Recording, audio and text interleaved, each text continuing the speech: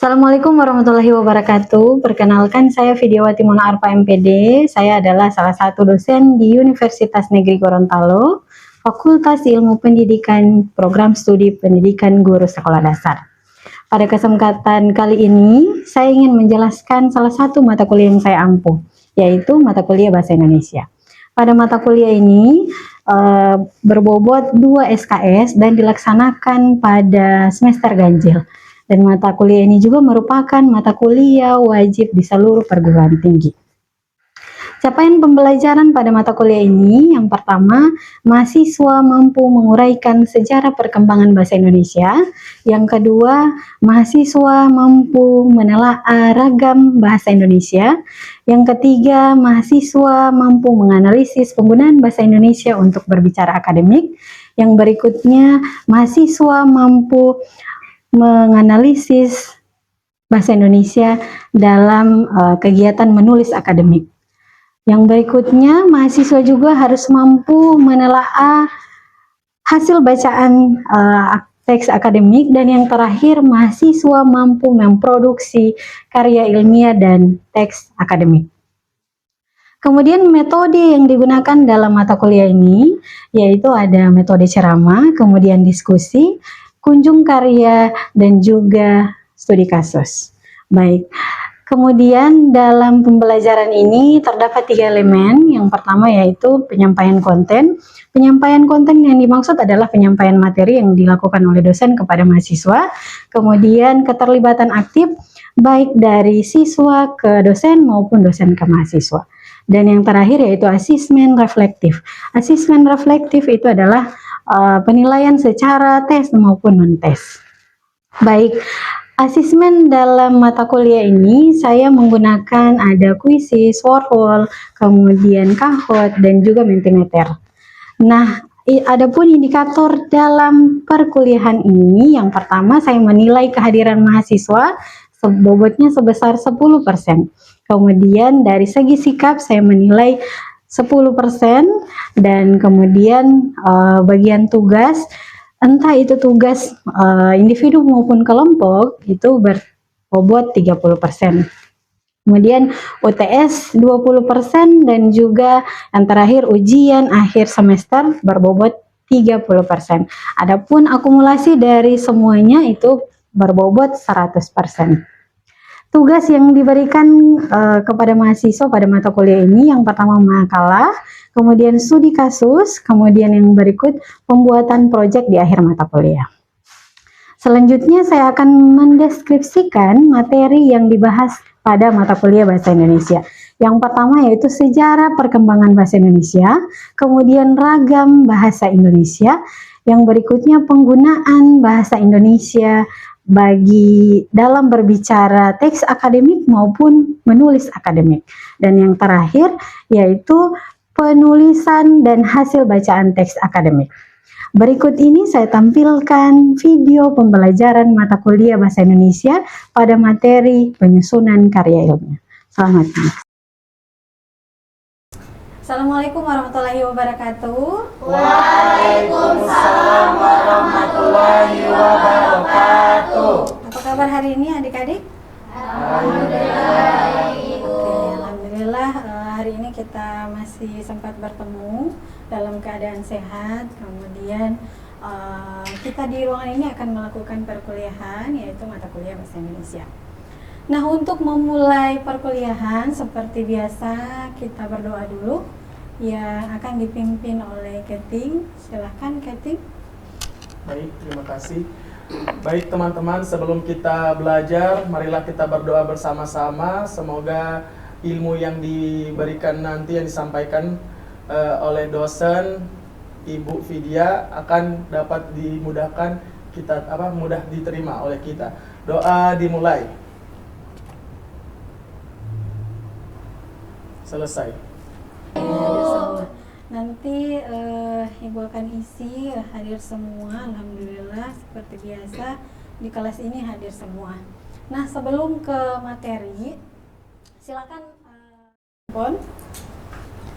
Ada data kan, ada internet, silahkan buka Google, kemudian masuk di menti.com.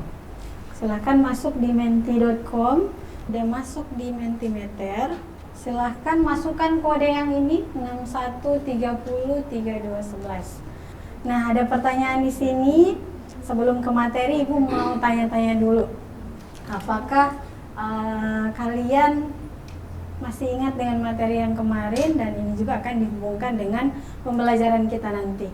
Nah, di Mentimeter itu akan muncul pertanyaan, karya ilmiah apa saja yang sudah pernah kalian buat? Silahkan diisi di kotak. Ada lagi yang lain? Artikel. Ada lagi makalah dan proposal, esai. Oke, ada lagi. Kemudian untuk pertanyaan berikutnya, adakah pertanyaan selanjutnya muncul di handphone kalian? Ya. Oke. Dijawab, jika diminta untuk membuat karya ilmiah, apa yang saja yang harus kalian siapkan? Jadi ketika tadi sudah tahu jenis-jenis dari karya ilmiah, ada proposal, makalah, kemudian jurnal, esai. Nah, kalau misalnya kalian dituntut untuk membuat sebuah karya ilmiah, apa saja yang harus dilakukan? Oke, observasi awal, good. Ada lagi? Objek yang akan diteliti, judul, kajian yang relevan, bagus. Keperpustakaan, oke. Data. Menyusun kerangka awal, oke. Jadi, hari ini kita akan belajar tentang penulisan karya ilmiah. Karena sebelumnya sudah tahu apa-apa saja itu jenis karya ilmiah, maka tujuan pembelajaran kita pada hari ini yaitu menyusun kerangka teks akademik atau karya ilmiah. Nah, yang kalian akan buat hari ini, kalian dapat menyusun kerangka teks akademik, entah itu karya ilmiah secara umum atau makalah, proposal yang sudah kalian sebutkan tadi. Intinya kita akan membuat sebuah kerangka pada hari ini. Kemudian yang berikut, sebelum menyusun kerangka karya ilmiah, kalian harus tahu dulu apa itu ketika kalian menulis, apa manfaatnya untuk kalian. Yang pertama, sebagai syarat akademik atau kebutuhan profesi.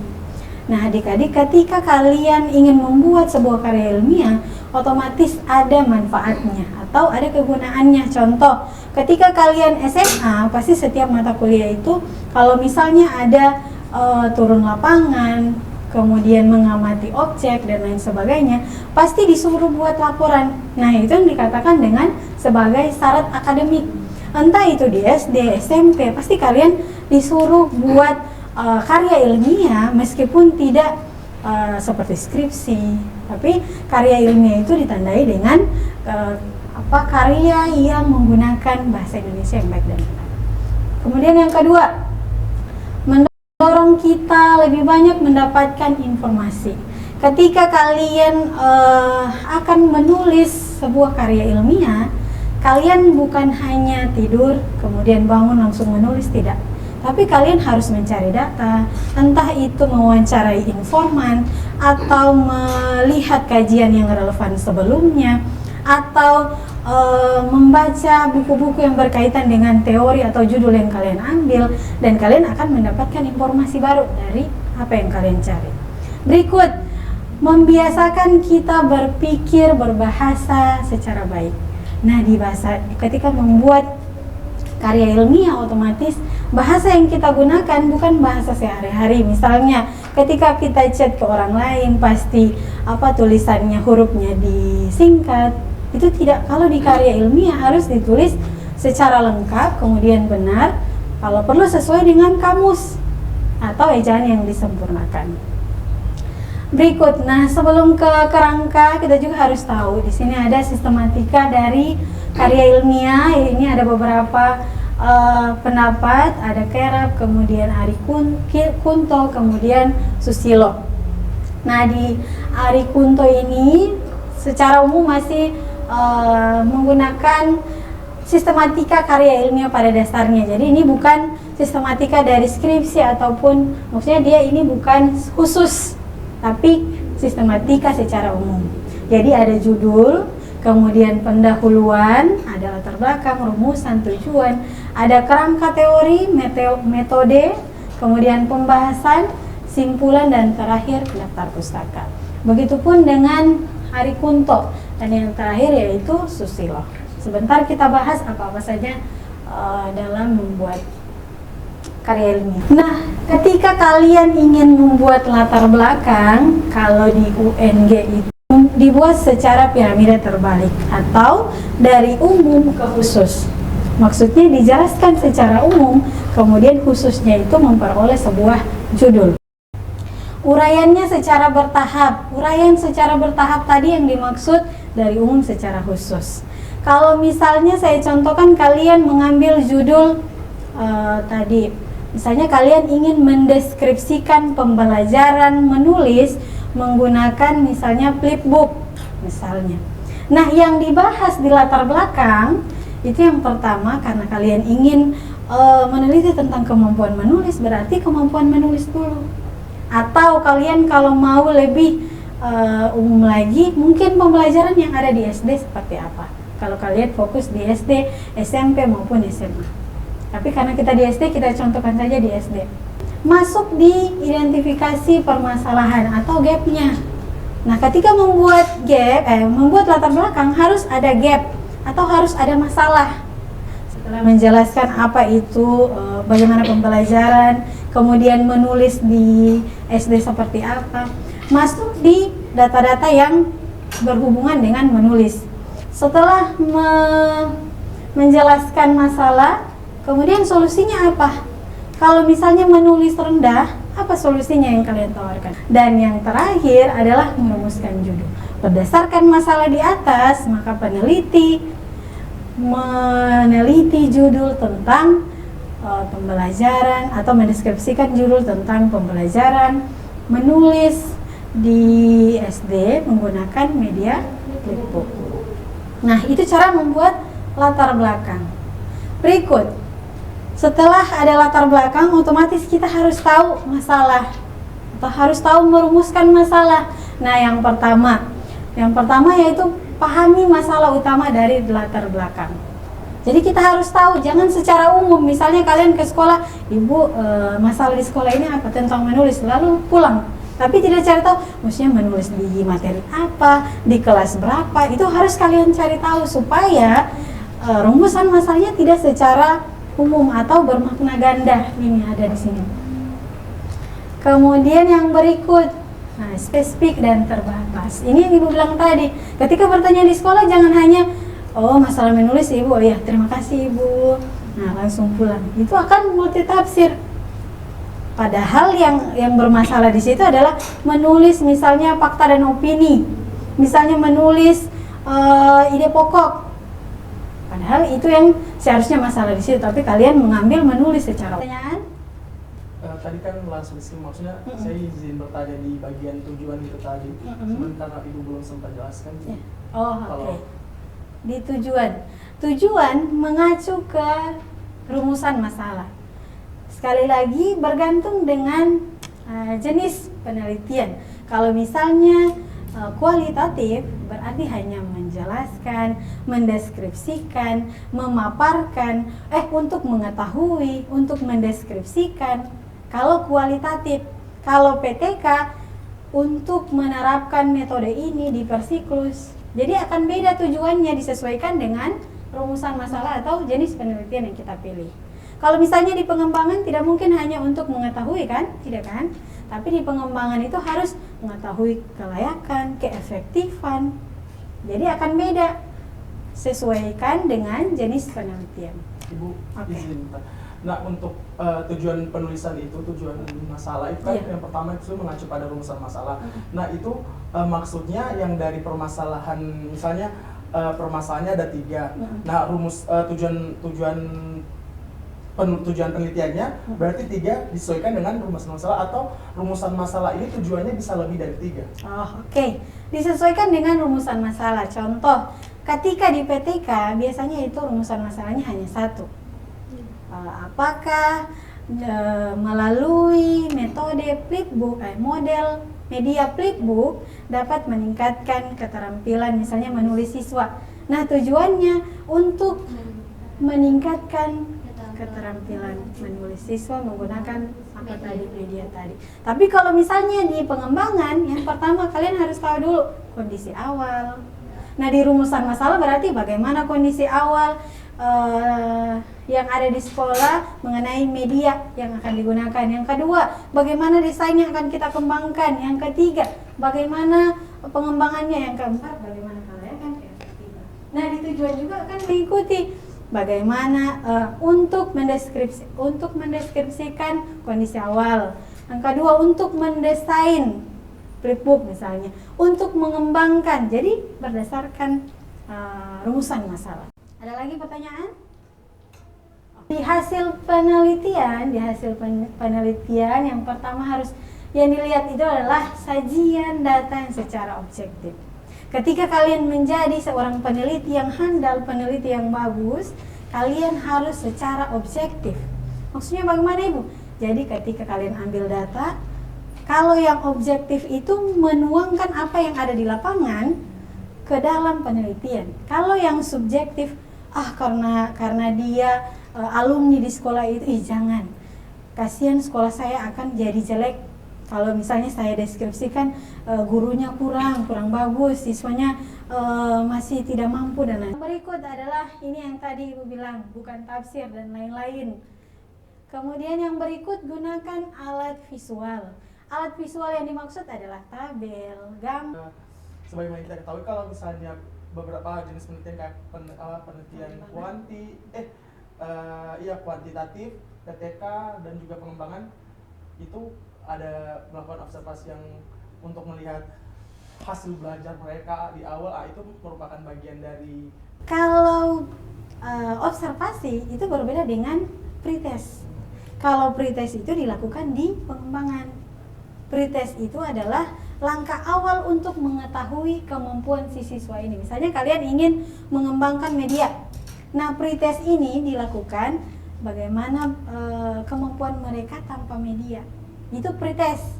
Kalau observasi itu adalah menanyakan masalahnya. Nah, ini adalah tahap penulisan. Nah, sekarang kita akan membahas tentang pertama, pemilihan topik. Pemilihan topik. Yang pertama, topik itu beda dengan judul. Kalau topik itu misalnya, jadi berbeda antara tema, topik, dan juga judul. Kalau tema adalah naungan secara besar, misalnya tentang kebahagiaan. Itu temanya. Kalau topiknya misalnya kebahagiaan keluarga. Oke. Kalau judulnya misalnya tamasyakah, berliburkah. Jadi beda-beda. Jadi yang secara khusus, paling khusus itu adalah si judul. Kalau tema yaitu yang menaungi si topik dan juga si judul. Oke, nah topik ini bisa kita dapatkan di mana? Yang pertama, berbicara dengan orang lain, dari orang lain. Berikut, membaca. Membaca boleh dari skripsi yang sudah ada, membaca misalnya di website-website, boleh di jurnal-jurnal. Itu kalian akan dapatkan topik dari sana. Kemudian pengalaman, ketika kalian misalnya PPL, KKN, itu akan mendapatkan pengalaman tentang karya ilmiah. Rumusan judul tadi Ibu sudah jelaskan di awal. Nah, di judul itu ada dua variabel, yaitu variabel X dan juga Y. Kalau variabel X itu yang mempengaruhi atau medianya. Kalau Y yang dipengaruhi. Aturannya harus 20 kata. Nah, untuk 20 kata itu termasuk kata hubung atau di luar kata hubung? Termaksud pada. Kan biasanya di PTK, di kualitatif itu menggunakan kata pada juga termaksud. Kemudian di masuk. Nah, ada lagi pertanyaan? Oke. Kalau tidak ada pertanyaan, kita ke diskusi kelompok. Nah, sekarang kalian itu akan dibagi karton, nanti sebentar akan ditempel di dinding ini. Nah, aturan mainnya adalah di karton itu sudah ditulis kelompok membaca. Kan di bahasa itu ada 4 keterampilan. Ada menyimak, berbicara, membaca, kemudian menulis. Nah, Ibu sudah bagi kelompoknya menggunakan 4 keterampilan ini. Kemudian di situ kalian cari satu masalah yang berhubungan dengan nama-nama kelompok masing-masing. Nah, cara mainnya kita akan melakukan metode kunjung karya. Jadi kalau misalnya di kelompok kita ada 4 orang, 1 orang stay di kelompok masing-masing. satu orang stay, yang tiganya jalan-jalan dari kelompok. Kalau misalnya dia kelompok 1, mulai dari kelompok 2, ditanya ini kenapa judulnya seperti ini, dicari tahu mengapa mereka mengambil judul itu. Setelah kelompok 2 ke kelompok 3 lagi, ke kelompok 4. Oke, sekarang duduk membentuk kelompok membaca di sini, menyimak di sini, menulis di sini, dan yang berbicara di bagian sini nanti. Oke, siap? Silahkan berdiri.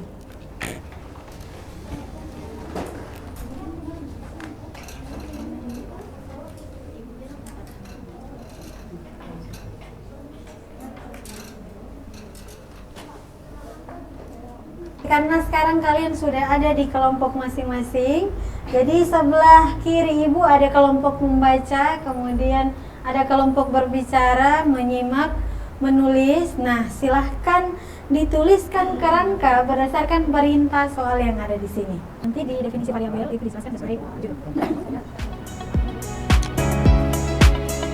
Ya, langsung rumusan ikuti sesuai dengan tempat soal. Rumusan.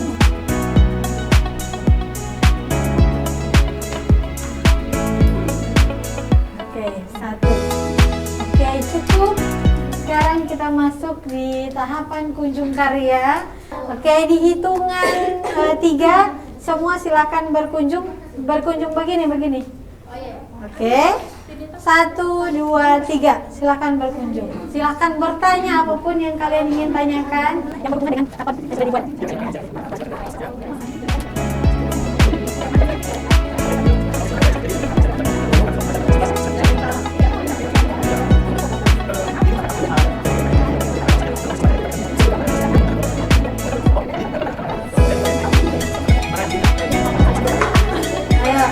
Oke, silakan kembali ke kelompok masing-masing. Silakan. Oke, berikan aplaus dulu untuk kalian semua. Oke, sekarang waktunya silakan diakumulasi dulu nilainya, baru dibagi 3, rata-ratanya jadi berapa? Rata-rata dapat 90. Rata-ratanya bagi 3.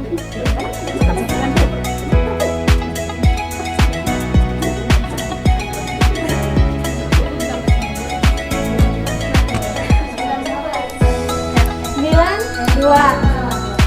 Kelompok menyimak dapat 90. Kelompok menulis 92. Kelompok 92. Oke, berikan aplaus ke masing-masing kelompok. Nah, sekarang ibu mau bertanya, kenapa memberikan nilai seperti itu di kelompok itu? Baik, ibu coba kelompok berbicara. Kelompok menyimak mana? Yang berkunjung tadi kasih 95, kenapa dikasih 95? Kami memberikan nilai 95 kepada kelompok membaca itu karena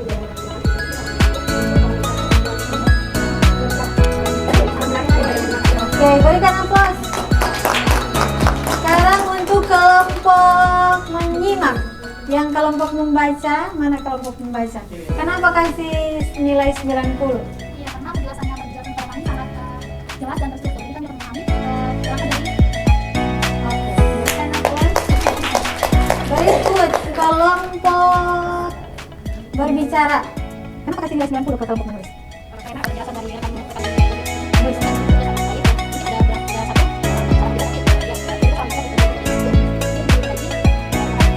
Oke, berikan aplaus. Selanjutnya kelompok menulis. Kenapa kasih nilai 95? Oke, baik. Jadi kami memberikan nilai 95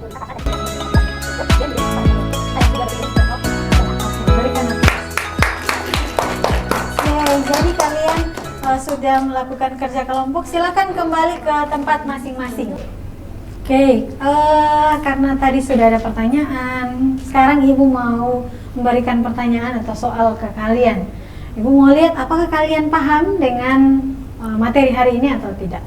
Silakan buka Kahoot di handphone masing-masing, ditulis saja kahoot.it. Pinnya 241268. Ayo. Jadi ada 5 soal, nanti silakan diisi. Silakan soal tampil di sini, jawaban tampil di HP masing-masing. Silahkan dilihat.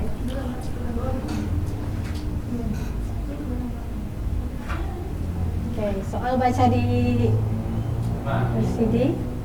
Oke, betul semua. Berikan aplaus. Ya, bagus. Kemudian kita lihat siapa yang paling atas. Aisyah. Oke, lanjut pertanyaan berikut.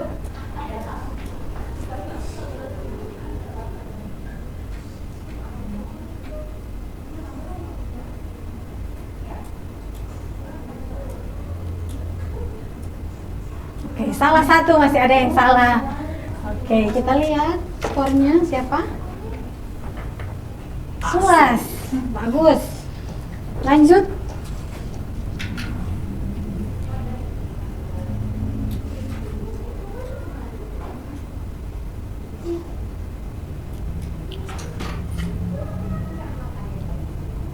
Oke, masih ada lagi yang salah satu, tapi banyak yang menjawab benar. Mari, soal terakhir.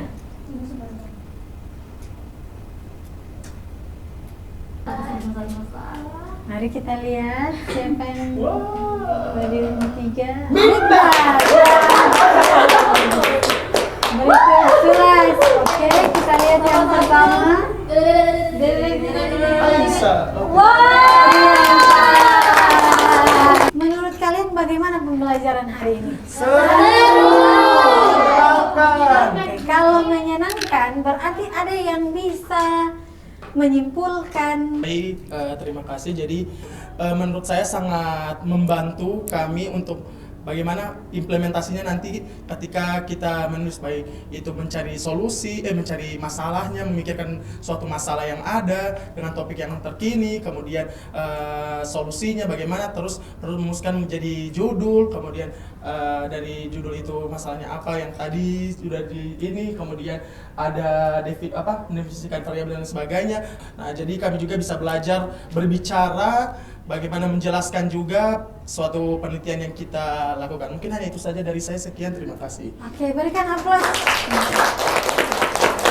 Oke, adik-adik, alhamdulillah kita sudah selesai melakukan pembelajaran, yaitu mata kuliah Bahasa Indonesia pada materi menyusun kerangka teks ilmiah ataupun karya ilmiah.